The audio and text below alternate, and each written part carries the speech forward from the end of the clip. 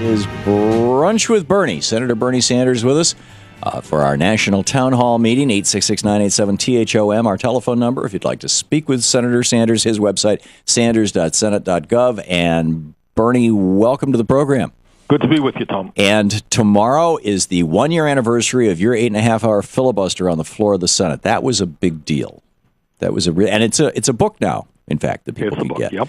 And I just want to acknowledge that. In fact, we're going to play a few little clips from it. You haven't heard these, but you will hear them as we come back from some of our breaks. But anyhow, I think that you were helping set the tone in the Senate for some really important stuff that has happened in the year since then. And we've got a lot that we're facing right now. Well, thanks very much. And you know, the reason that I did it is I just thought it was important to put together some of the issues that I think from coast to coast people are thinking about, and that is the collapse of the middle class, the increase in poverty, the horrendous role that Wall Street has played in causing this terrible recession with so many people unemployed and losing their homes and losing their retirement benefits. And really focusing on the issue of income and wealth inequality in America and the fear that this country is moving toward an oligarchic form of government where a few people have incredible power over the political and economic future of this nation. So, you know, I was glad to do it and hope it had some impact. Speaking of oligarchy, I don't know if you saw the stats this morning. It's over at Think Progress. The Walton family, just the heirs to Sam Walton, the Walton family, has an amount of wealth equal to 30% of the entire American public. I mean, it really is unbelievable. I mean, one of the figures that I've been using quite often is that the top 400 wealthiest people in this country own as much wealth as the bottom 1/2 of America. Right. So they must own a big chunk of it. The Walton family is certainly way up there. A bunch of that 400. Pretty amazing. So the Senate is facing a lot of things, you know, coming up this as we head toward the holidays and renewals of this and rollovers of that, and you know what's going on. There's a lot. I think some of the leadership would want to get out next week. That may not happen, and my own view is until we deal with some of the very, very important issues facing the American middle class, we don't leave. And if we stay through Christmas, we stay through Christmas. One of the issues out there is extending unemployment benefits. As everybody knows, a lot of our fellow Americans have suffered long-term unemployment. Real unemployment in this country is not 8.5%. It's really closer to 15, 16%, some 25 million Americans. And you just cannot, from a moral perspective, leave these people out with nothing, no source of income at all. And we've got to help them. So that's certainly one of the absolute things that we've got to do. Second of all, there are issues out there that I've been working on, dealing with the low-income heating assistance program all over America. You know, it's getting cold right now.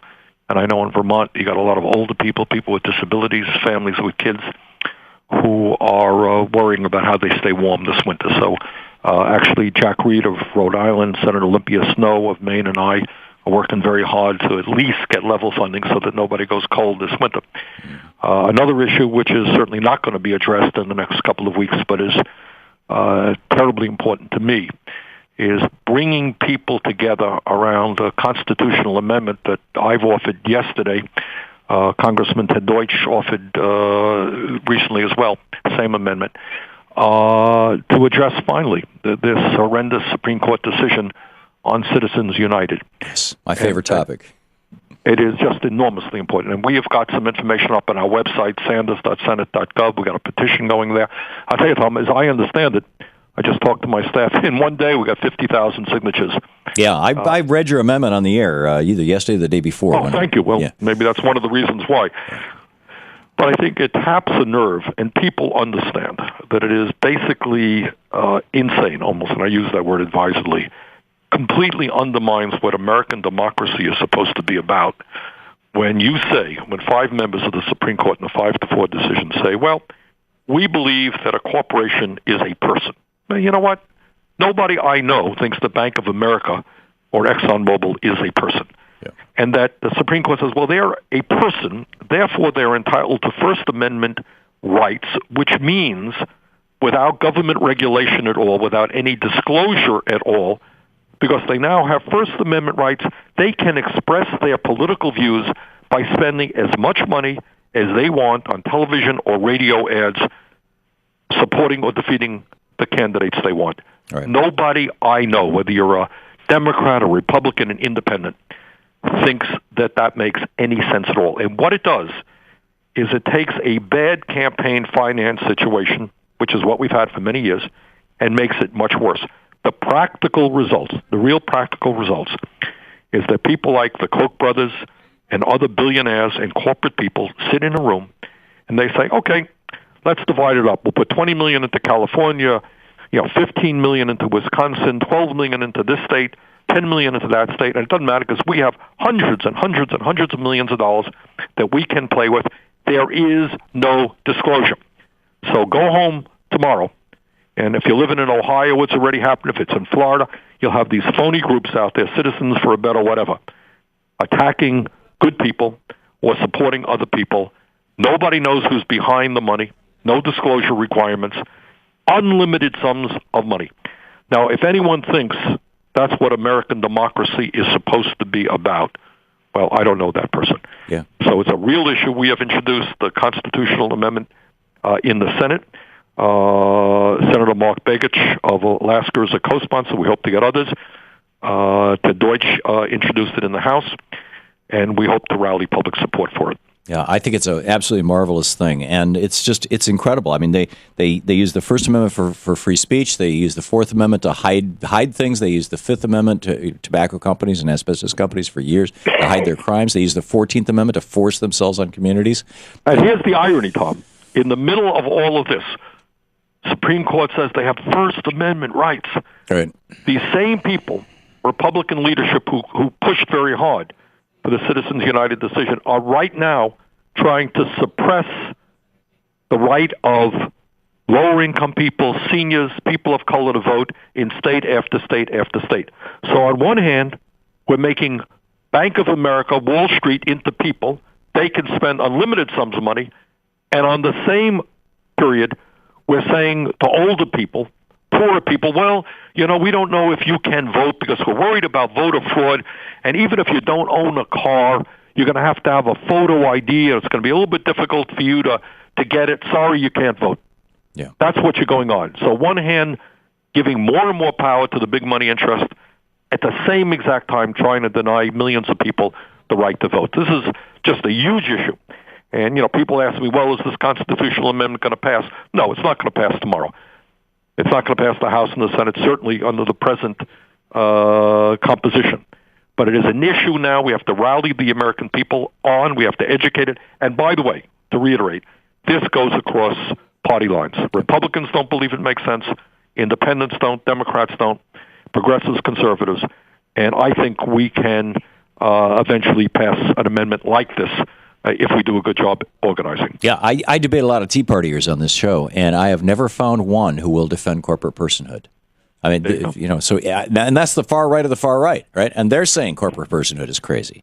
So I think that you and Congressman Deutsch and Senator Begich are onto something, and it's really great. An amendment, constitutional amendment to ban corporate personhood. You can find out about it at sanders.senate.gov. It's our Brunch with Bernie hour today. Senator Bernie Sanders, our national town hall meeting, taking your calls.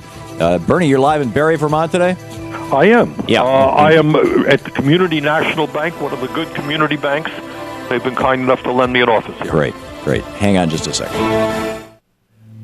This is the Thom Hartmann Program. That, by the way, for our TV viewers, is why we don't have video of Bernie, but we will be back with more of Senator Sanders and your calls for him right after this. And welcome back. Thom Hartmann here with you, and Senator Sanders on the line. Gary watching us on Free Speech TV in Surprise, Arizona. Is that right, Gary? Yes, it is. You are on the air with Senator Sanders. Thanks for watching Free Speech TV. You're welcome. First of all, Senator Sanders, you're exactly right. And I wish more people would call what we have now almost fascism. But my question is about Medicare. And one thing I have never heard is what is the net cost of Medicare? I'm a senior. I pay $97.50 a month into Medicare every month, and I know there are millions of seniors who do that, but we never hear all of the how much money goes into Medicare a month and how much money goes out. In other words, what is the real net cost of Medicare? Well, those figures, Gary, are available. I don't have them in front of me. I am a very, very strong supporter of Medicare for several reasons. Number one, I think healthcare must be a right for all people, and Medicare does provide that right for people who are 65 years or older. Number two, compared to private insurance companies, it operates more cost-effectively. Its administrative costs are less than many of the private insurance companies. Nonetheless, I think what we are seeing now with an aging population and with healthcare costs soaring in general, not just for Medicare, but for every aspect of our society and all private insurance companies, Medicare faces some economic problems, financial problems. We try to address some of them in healthcare reform, but others exist. But I would just conclude by saying, A, we've got to fight very hard to protect Medicare, to make sure that we do not, as some people have suggested, raise the retirement age to 67. And last point, to understand that when we talk about Medicare's problems, which are real, they're financial problems, we are talking about the crisis of a dysfunctional healthcare system in America in general, which ends up spending almost twice as much money per person on healthcare as any other major country on earth. And we end up with 50 million people who have no health insurance and outcomes which are not particularly good. So what I would say, Gary, is we're going to defend Medicare. Medicare does have financial problems that have to be addressed, but they are tied to the serious soaring cost of health care in general in this country.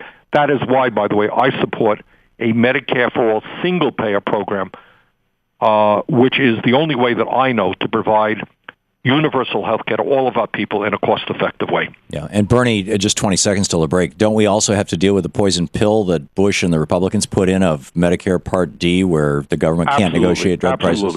I mean, you have the absurd Republican proposal which says, yeah, we're going to provide prescription drugs for seniors, but we're not going to allow Medicare to negotiate prices with the pharmaceutical industry, the result being that in many cases, Medicare pays a lot more for the same drug than the Veterans Administration or the Department of Defense, which is able to negotiate prices. Yeah, and it's a poison pill. I mean, there's no other way to describe it. Senator Bernie Sanders with us. It's our Brunch with Bernie hour here on the Thom Hartmann Program, our national town hall meeting with the guy I think of as America's senator, although he's calling in today from Barre, Vermont, right down the road from where I used to live. And the people of Vermont are very proud to call him their senator. We'll be right back with Senator Sanders. The Republicans, on the other hand, have fought time and time again to say that the wealthy and the largest corporations pay nothing in taxes. They are not to be asked for 1 cent of sacrifice in deficit reduction. Just working families, just children, just the elderly, just the sick. That was Senator Bernie Sanders 1 year ago tomorrow on the floor of the United States Senate in his 8.5-hour filibuster. Bernie, are you still on the line with us? I'm right here, Tom. Okay, great, because we yesterday, for the first 40 minutes of our show, we had no internet, and our phones were super flaky because of the flooding here in D.C., and we just had every single caller drop off the line all at once. There must have been another giant hiccup, although 11 lines just filled back up again, and although... Julie has not yet had an opportunity to ask people who they are, what city they are from, so I'm just going to pop one on the air if that's okay with you. Sure. Okay. In the area code 313, you are on the air with Senator Bernie Sanders. You want to tell us who you are, where you're calling from, and what's up? Yes, my name is Ron Siegel, and I'm from Highland Park. There's a couple of things I want to talk about. Well, one is they're talking about cutting Medicare and Social Security, or we have to do that to balance the budget.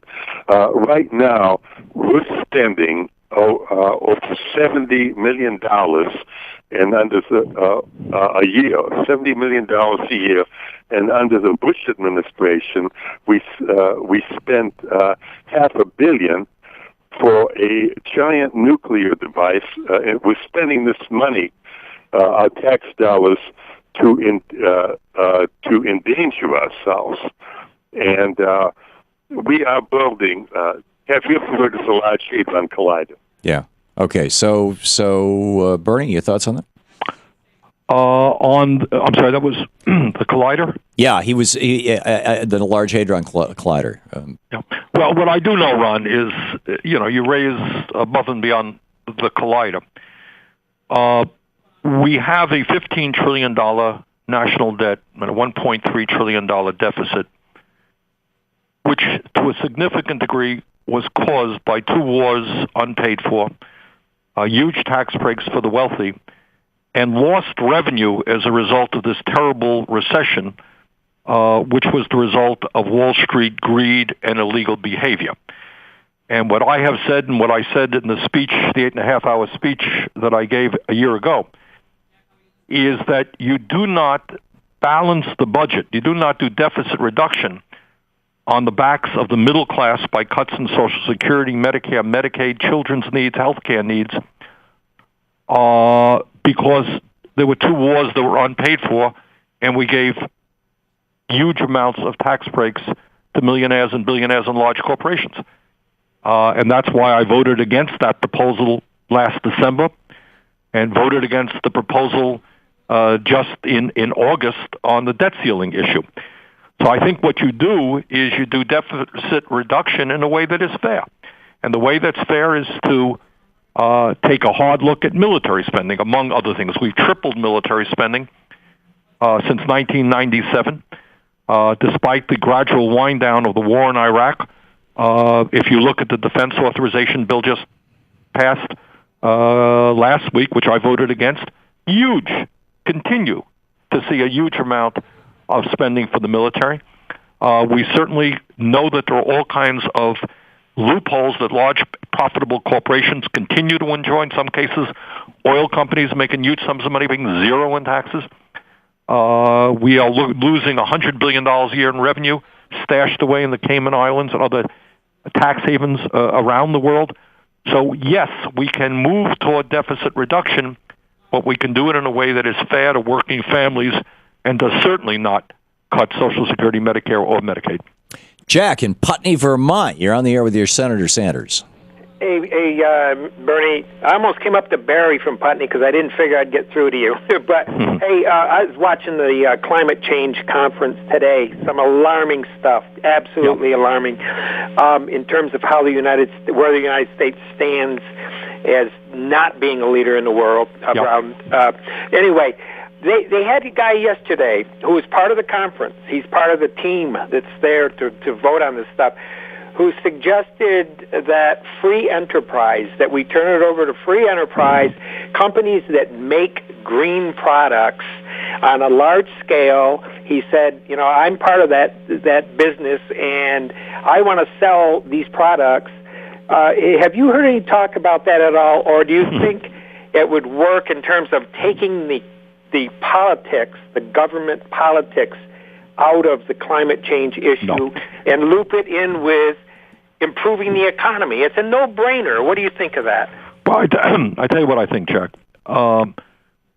Number one, the first point that you're making is the United States should be a leader in the world, because if we don't get a handle on greenhouse gas emissions, and there was just a piece in the paper the other day talking about how greenhouse gas emissions are growing very significantly. Right now, today, without worrying about 10 years in the future, we're seeing devastating impacts from global warming in terms of droughts, heat waves, flooding, severe weather disturbances. That's today. It will only get worse in years to come if we don't get a handle on it. So I think, Jack, the idea that just the market or just the free enterprise system alone can solve the problem, no, that's wrong. Governments in the United States, I just met yesterday with a bunch of people from China. who is now the largest emitter in the world in terms of greenhouse gas emissions. All over the world, governments are going to have to set standards and goals in terms of substantially cutting greenhouse gas emissions. The future of the planet is at stake. Now, here is the good news. The good news is right now we have technologies out there that can produce significant amounts of energy in ways with much lower greenhouse gas emissions. And maybe Tom will pick that up after the Sure. break. Yeah, there's a lot of great information on that. We'll pick that up right after the break. Is Senator Bernie Sanders with us? Sanders.senate.gov is his website. Check it out. Great news source there. You're listening to the Thom Hartmann Program. Call 866-987-THOM. And our lines are once again slammed. We'll be back with your calls for Senator Sanders and his thoughts on green power right after this. Welcome back to the place where despair is not an option. The Thom Hartmann Program. You can, you can even watch us over at Bernie's website, sanders.senate.gov. That's really cool. It's our Brunch with Bernie hour. Senator Bernie Sanders on the line with us. And Bernie, just before the break, somebody called asking about Jack from green Putney, power. Vermont. We're talking about global warming and sustainable energy. And I just found this one thing real quickly. Warren Buffett, this is a news release from yesterday. Warren Buffett's Mid-America Energy Holdings announced yesterday that it is buying a $2 billion solar farm, one of the two largest under construction in the world. Fantastic. Here's the story on this one, and I'm a member of both the Senate Energy and Environmental committees, and I believe absolutely that if we have the political will, we can take a giant step forward in transforming our energy system away from fossil fuels and greenhouse gas emissions, which are threatening the future of this planet. That we can move toward energy independence, so we're not spending over $300 billion a year importing oil from Saudi Arabia and other countries around the world and getting us involved in wars in Iraq, etc. That we can create a very significant number of new jobs as we move to energy efficiency and sustainable energy. Now, the truth is, in recent years, and the Obama people deserve some credit for this because we have made some investments, nowhere near enough, but we have made some. We are making progress. I'll give you just some examples, just a few. In my own state of Vermont, the major electric companies in our state now sell less electricity in actual kilowatts than they used to because of energy efficiency. That's great. And I can tell you that in Vermont, we can do a lot more. We're leading the country. We can do a lot more. Second of all, in terms of sustainable energy, people don't know this. But, for example, you take a state like Texas, where the wind is very, very strong in various parts of that state. They now have 10,000 megawatts of wind energy. They're producing, that is the equivalent, Tom, of, roughly speaking, 10 nuclear power plants. Got that? Just in wind power, just in Texas. Just in wind power, just in the state of Texas. Amazing. So people, some of my colleagues, talk about a renaissance in nuclear power. Well, nuclear power is enormously expensive, by the way. Yeah. And nuclear power industry would probably collapse tomorrow if it did not have enormous federal government support in terms of loan guarantees, in terms of legislation to pick up the liability if, God forbid, there was ever a nuclear accident, in terms of how you get rid of the waste. All of that's the federal government. But here you have, in just one state alone, the equivalent of 10 nuclear power plants just in wind energy, 10,000 megawatts. State of Iowa. State of Iowa today is producing about 20% of their electricity from wind. We are seeing a huge expansion in the solar industry. We are seeing more and more solar all over the country. The solar industry, in fact, is exploding. We have doubled the number of solar jobs in America since 2009. Wow. Here we are in the midst of a recession. Since 2009, we have doubled the number of solar jobs. More than 100,000 Americans now work in the solar industry. Last year, we installed nearly 1,000 megawatts of solar power in the United States. My point is, we are making progress. We have a long, long way to go. And one of the challenges of the moment is to create just millions of jobs over a period of years, weatherizing our homes, our buildings, our schools, making them much more energy efficient. In Vermont, we have thousands and thousands of buildings where we can cut fuel use by 30, 40, 50%, save consumers substantial sums of money, cut greenhouse gas emissions, put people to work. That's true all over America. In terms of solar, the price of solar is plummeting, going down substantially. Our goal now is to start producing the panels. Here in the United States, new technology is out there. Secretary of Energy Chu has a group of scientists working on the issue. How do you make solar panels even more efficient than they are right now? So I believe there is just huge potential out there. And America can become a leader in cutting greenhouse gas emissions, reversing global warming, creating jobs, moving to energy independence. It is just an enormous opportunity for us in so many areas. Amen. Robert in Meridian, Texas, you are on the air with Senator Sanders. Yes, I wanted to comment on what you and I talked about a few days ago about the post office, and then you mentioned that we can't pay our bills sometime if, like first-class mail being an issue, and, insurance is going to get a boom on us. And I'm thankful for the post office because my mom, my dad worked at the post office, and my mom's had insurance or health care because the Postal Union. And I believe what the senator from Maine is involved in that committee. Could I get some comments from Bernie? And I appreciate both of y'all. Thanks. Thank you, Robert. And thank you for raising an issue that many of us, including the senator from Maine, that's Senator Collins, senator from Delaware, Tom Carper, myself, many others are working on. We've introduced the kind of comprehensive legislation. Let me very briefly tell you where we are at. In fact, I'll be meeting with the Postmaster General, I believe, on Monday just to go over some of these issues. Postal Service today has serious financial problems for a number of reasons. Number one, the utilization of first-class mail has gone way, way down as a result of email. Number two, like many other businesses, we're in a recession, and post office is impacted on that. But there is a special reason that the post office is hurting today. And people have got to understand that in recent years, as recently as 2010, Postal Service was making a profit. They're making a profit.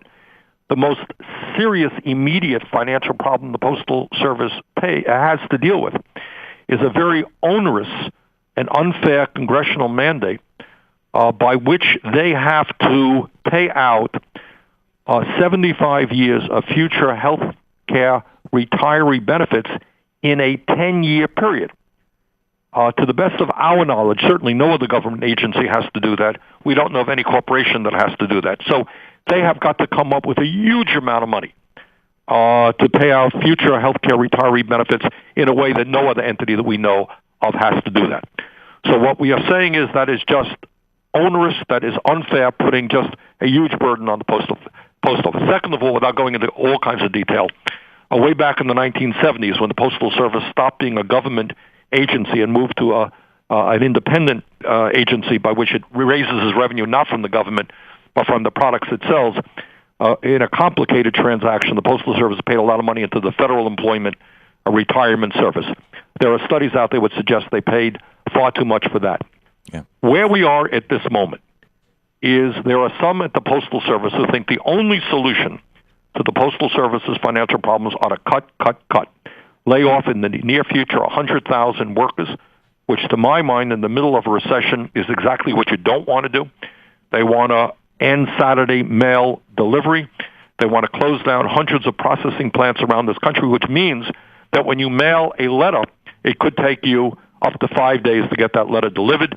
Want to shut down Saturday service, all of which will make the post office a slower and less effective institution. Some of us believe a very different approach is necessary. We believe, yes, the Postal Service has got to change. Digital revolution is real. It's not going to go away. But we believe that you have to use the assets of the Postal Service to make it robust and relevant in the 21st century. We think there are a lot of things the Postal Service can be doing, which today they are not allowed to be doing.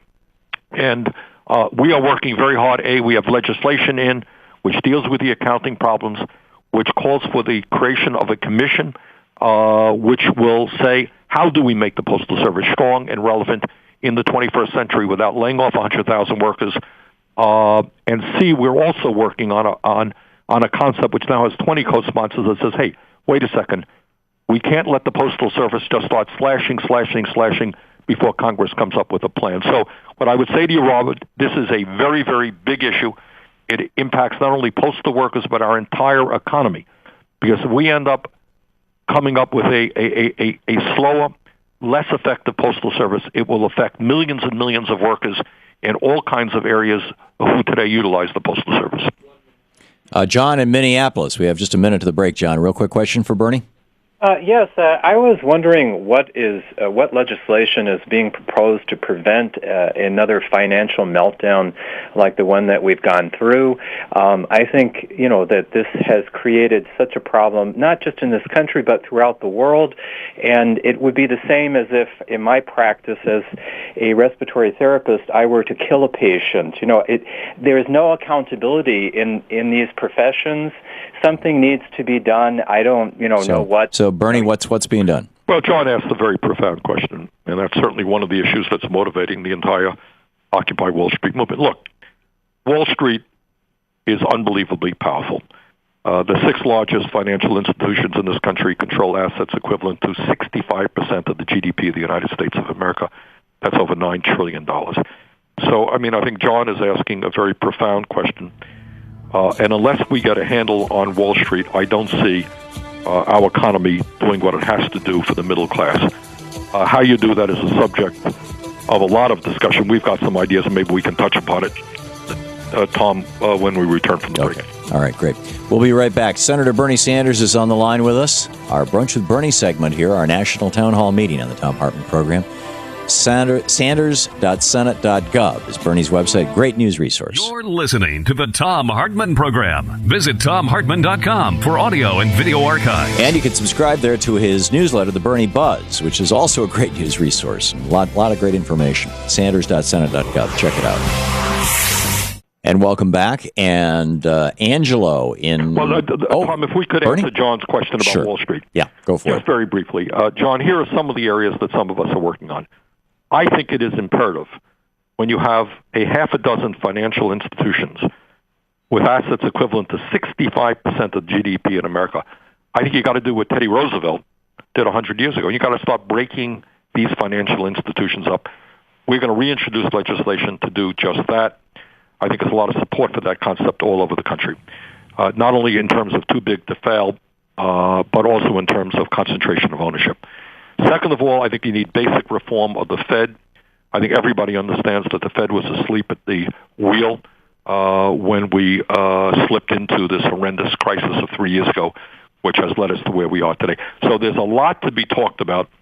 Dodd-Frank was a very modest piece of legislation, did something, but nowhere near enough, and it's an issue we have to stay on. Excellent.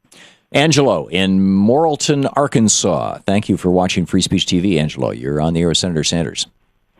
Yes, Tom, thanks for having me on the phone. But Senator Sanders, I wish that you would run for president. You make more sense than anybody in Washington. And what I wanted to ask about was the Social Security cap tax, where you only pay out over 100-something,000. Yes. Is there any legislation in the works? There is, Angelo. I've introduced it. We have what Angelo is talking about is that the fairest way to address Social Security's financial problems in the future, and let me reiterate here, a point that I often make. Social Security today has a $2.5 trillion surplus, can pay out all benefits owed to every eligible American for the next 25 years. Social Security is not in crisis. But Angelo, I think, is asking, how do we make it even stronger into the future? Point that he's making is that today, if somebody is making $10 million a year, somebody is making $110,000 a year, both of those people pay the same amount of money into the Social Security Trust Fund because there's a cap at about $110,000. If we lift the cap, and if we start even at $250,000, If you just do that, which is what my legislation does, and by the way, which is what candidate Barack Obama talked about in 2006 when he was running for president, if you do that, you will make Social Security solvent for the next 75 years. So what I would say to Angelo is I agree with him. That's exactly what we should be doing, and we have introduced legislation that would do just that. Wouldn't that be a good pushback to the Republicans, intransigence right now in the Senate with regard to extending things, and they're saying, oh, well, you got to give back here and there, absolutely. No, I think it has widespread support. It's just common sense. For years now, for decades now, Republicans, and I have to say in recent years, some Democrats have wanted to cut Social Security. Some of the right-wing Republicans ultimately want to privatize Social Security and let Wall Street run our retirement benefits. But there are very simple solutions and fair solutions so that Social Security can and will be there for our kids and our grandchildren. There you go. Senator Bernie Sanders with us. It's our Brunch with Bernie hour, our national town hall meeting here on the Thom Hartmann Program. We'll be back with more Senator Sanders in just a few seconds. Stick around.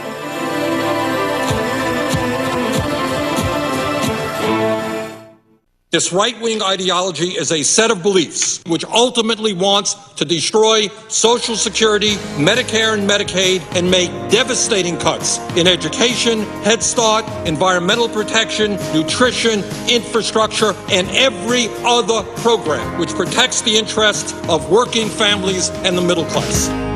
Me, I have the right to vote, so I have a say, but that doesn't mean I always get my way. Taking back the mainstream media 3 hours a day, 5 days a week, the Thom Hartmann Program. That was a clip from Bernie's 8.5-hour-long filibuster a year ago tomorrow. And today, the anniversary. Bernie on the line with us here, Senator Sanders. And Barbara in Livermore, California. You're on the air with the Senator Sanders. Yes, Senator Sanders, I have a question regarding capital gains. I was wondering why capital gains taxes can't be progressive, similar to the rest of our taxes. Well, I will give you the answer to that, Barbara. Capital gains now is 15%, which is lower than what most working people pay in taxes, middle-class people pay. And the reason for that is simple. Most of the benefits from capital gains go to very, very wealthy people. Wealthy people exert enormous influence over the Congress and both political parties. And that's what they want, and that's what they get. But to answer your question, you're absolutely right. It is incomprehensible to me and extremely unfair that the wealthiest people in this country can get a tax rate for where they pay most of their taxes lower than middle-class people. Yeah, I've started calling it the capitalist gains tax. The Center for American Progress 2 days ago pointed out that that 50% of all capital gains are earned by the top 0.1% of Americans, half of all of them. And that just pretty speaks amazing. to Tom, and that's just one example, and Barbara's point is absolutely right. Yeah. It just speaks to one example of the power of big money over the political process. Yep. Dinah in Postal, Oregon. Do I have that right, Dinah? You do. You're on the air with Senator Sanders. Thank you. Hello, Bernie. Hi, Donna. You are one of my favorite people in the whole world. Well, that's very kind of you. Thank you. Bernie, I wrote to you after you held the floor so many hours and said, praise God, Mr. Smith goes to Washington. Anyway, I know you have a lot on your plate, and one question I was going to sneak in, but Angelo beat me to it, is when are you going to run for president? And the other one I want to ask you about, I'm really concerned over this suppression of the vote, yes. And I'm wondering, are you involved in that at all? Well, and do you think it will be taken care of before the elections? All right, let me answer both. First of all, Donna, thanks very much for your support. I'm not running for president. I'm going to run for re-election to be the senator from the state of Vermont. But I think at the end of the day, and I really mean this sincerely, obviously, whoever is president, that's a terribly important position. But people should not for one moment underestimate the power that grassroots activism plays. Some people have heard the president's speech in Kansas the other day where he's now sounding like a populist. Those things don't happen by accident. The president and his advisors look at what the Occupy Wall Street movement has done, the nerves that has tapped. They look at the polls, which show, you know what? People are unhappy with growing inequality in America. People are disgusted with Wall Street. And then lo and behold, demonstrations all over the country, people standing up. And then we have a president suddenly begins talking about this issue again. These things don't happen by accident. At the end of the day, what we need, in my view, obviously you need a strong president, but we also need a strong grassroots movement that brings people together, that says government has got to listen to the needs of ordinary people and not just the big money interest. You know, a moment ago, Barbara talked about 15% capital gains tax. Absurd. But if we can mobilize people from California to Vermont on a progressive agenda which says cut military spending, ask the wealthy to start paying their fair share of taxes, rebuild our infrastructure, transform our energy system to energy efficiency and sustainable energy, put people back to work rebuilding America. You know what? We can put pressure on any president, certainly making President Obama far stronger and more progressive than he has been in many ways. Kevin in Wilmington, Vermont. We got 2 minutes to the end of the hour, Kevin. A quick question for the senator. Hello, Bernie, and congratulations on this amendment you're trying to create. I proudly signed that petition today. Thank you. My quick question to you, if I can, is how can these advertisements we see on TV all the time touting clean coal be allowed on the air? It's an oxymoron that is impossibly false. Kevin, I agree with you, as a matter of fact. And by the way, Kevin comes from a town in the southern part of the state which was very hard hit by Hurricane Irene, and these guys are doing a great job as we are all over the state of Vermont rebuilding from that hurricane. Kevin, your point is well taken. All that I would tell you is the coal industry has enormous power. The oil industry has enormous power, and that's what they're going to try to promote. But here's the good news, Kevin. Right now, last year, there was more investment in sustainable energy for new electrical generation than in the old fossil fuel technologies. So we are making progress. We've got a long way to go. In my state of Vermont, the whole Northeast, our kids are breathing particulates in the air that come from the coal-burning plants of the Midwest, Ohio, and elsewhere. That is wrong. We can create jobs. We can create clean energy with intelligent investment in sustainable energy. So, yeah, Kevin, I think it is an oxymoron to talk about clean coal. Okay. In the last 30 seconds here, Bernie, thoughts for the week? Well, Congress is going to break for the Christmas period. Whether it's next week or in 2 weeks, I don't know. But there are a lot of issues out there of enormous consequence to the middle class. Very important decisions are going to be made within the next few days, and I hope people get on the phone, get on their computers, and tell Congress to stand with working families and not just with the wealthy and the powerful. You got it. Senator Bernie Sanders. Bernie, thanks so much for being with us today. Thank you, Tom. Take care.